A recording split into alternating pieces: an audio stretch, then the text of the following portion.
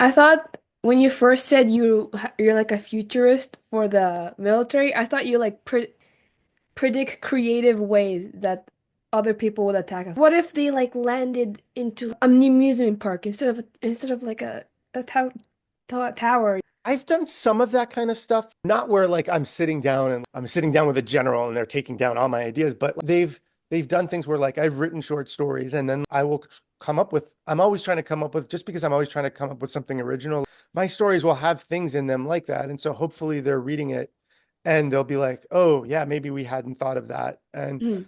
that kind of thing. And but it's also not just thinking about are we going to be attacked, but like, thinking about the places where these attacks are coming from and Yeah. what can we do besides invading those countries to help those countries become places that are not a place where terrorists are going to thrive. Like one of the things, and it was something I learned from some of the people that I work with was just like Mhm. there's like how well a country does, like how well economically it is, how happy the people are, has so much to do with how well women are educated, right? It seems like it seems like such an obvious thing, and maybe to a lot of people it really is, but you'd be surprised because it's just if you don't have women working, that means half the economy is not work, that half the population is not working. That means everybody else has to work twice as hard. You're probably going to have poverty, the income gap's going to be more than in those same countries. A lot of times women's health isn't taken care of. The life expectancy isn't long. And you look at a place like Afghanistan where the Taliban was and where Al Qaeda was, women were and unfortunately are still really excluded from places like that. And, it's look, it's not just necessarily Muslim countries, and that's not the only way, but it's also the environment is a big thing too. Like countries that are suffering from environmental catastrophes, you're going to have a lot of unhappy people there, right? And low birth rates too. You're going to have exactly like low birth rates. You're going to have health problems. You're going to have, it could be whether it's, there's not enough water because the climate is dry, which is part of what happened in Syria and part of what was responsible for like the civil war there was ecological problems. And you have places like India and Pakistan which are doing, India is doing very well in many ways, but or Bangladesh where there's terrible flooding all the time and Mhm. climate change is making that worse. And what I found it was interesting is like you don't think of climate change or women's rights as being like things the military cares about. You think, oh, Yeah. there's a really liberal or progressive ideas and military is so conservative. But the truth is like they need to think of those things because you can't just be like, well, we're only going to wait until somebody attacks or we're going to wait until we hear about something and then yes, the idea of the military is sort of to defend, right? But the best thing to do is to be proactive. And it's like, well, if you could give just like a little bit of money to a country to help them predict, one thing is like to help protect against pandemics, right? A country where that's where a lot of aid goes to is like, if you can stop a pandemic really early on, you can Mhm. prevent it from spreading. So as terrible as Ebola has been in Africa, we've been very lucky that it hasn't spread in like large numbers to America, to Canada, to Europe. Mhm.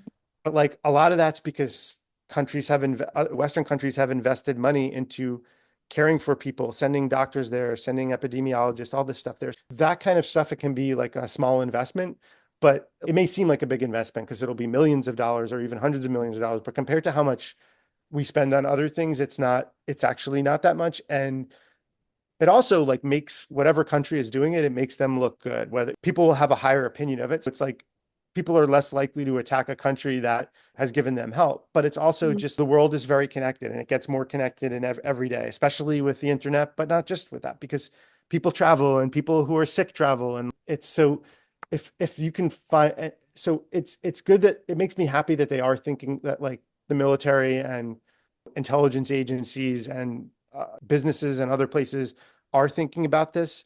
But Mhm. I think we all need to think about it more. And because the world is very connected, it's easy to just sort of retreat. And I know we're in a time when countries are becoming very, including the country I'm in, is becoming it's very divisive and people are becoming feeling let's get isolated. And it's just like, we can't go back to a world where oh, everybody traveled by horse or by like boats that took like months to get someplace. Like it just we can't go backwards. So we have to figure out a way to get along, work together on things. And it doesn't mean that different countries don't have their own interests and don't have their own problems that they need to solve, but it does mean certain problems can only be solved by working together.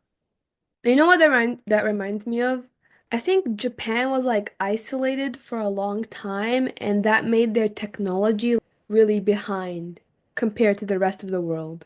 Yes, no, it's really you're right. And some of that isolation, I understand why they did it because they felt like they were resisting Europeans who were colonizing the rest of the world, right? And but at a certain point, you can go too far in the other direction. They were very isolated for a while, and then it wasn't until the 1800s when America basically came with gunboats and was like, "Listen, you're going to trade with us, or we're gonna just start firing."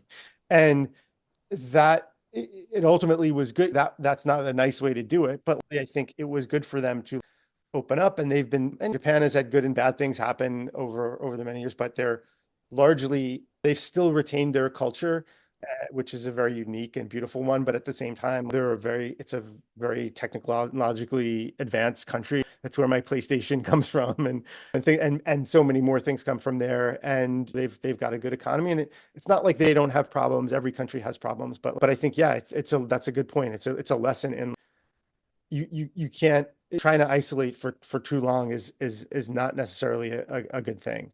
That's why I'm so advanced because I'm Japanese. I'm kidding. You're so like educated in history and stuff. You need to know all that for your job though, right?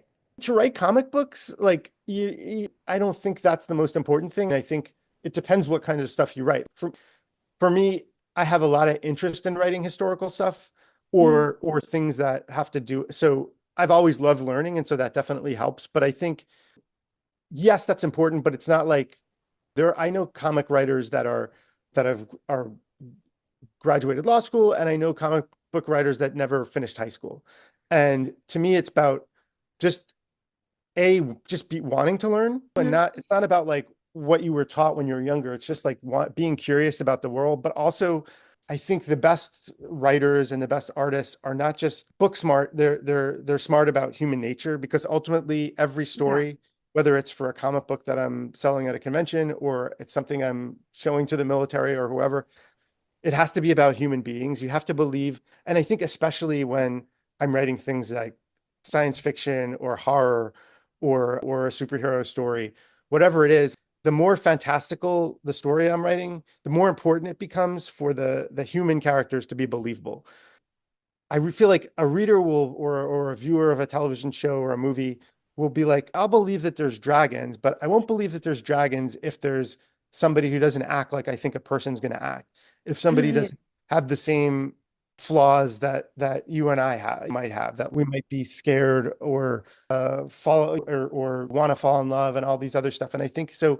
I think that's the most important thing is I think if you I mean, that just understanding human nature and just having experiences in life, being curious to learn that, and just I think just putting the work in. I was My first comic didn't get published until I was 30. And which may sound old, but I think is because you always hear stories about, oh, this guy directed a movie when he was 22 and like that happens and I think but like the truth is it takes a long time to get good. And some of it is talent and hard work, and some of it is always just luck, right? Yeah. And I know I needed to spend my 20s and younger doing a lot of bad writing before my writing would get better. I needed to write a lot, and I needed to learn how to like have a good work ethic and really be motivated to do it and not just start things and not finish them, which is what I used to do when I started out. But it's also I had to be in the right place at the right time. With my first comic book, I was lucky enough. I found a really amazing artist, Paul Azaceta.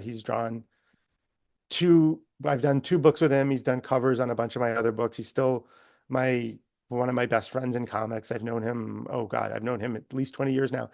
I had to Wow. find a really great artist. And then Mhm. I went to San Diego Comic-Con in 2004 Mhm. and I was lucky enough to get introduced to the head of Image Comics and get a What? chance to That's so pitch my cool. idea. And it's Comic-Con was smaller then, so it was like I still had to wait. I was there from like Wednesday till Sunday. I didn't get to have that meeting until the end of the day on Sunday.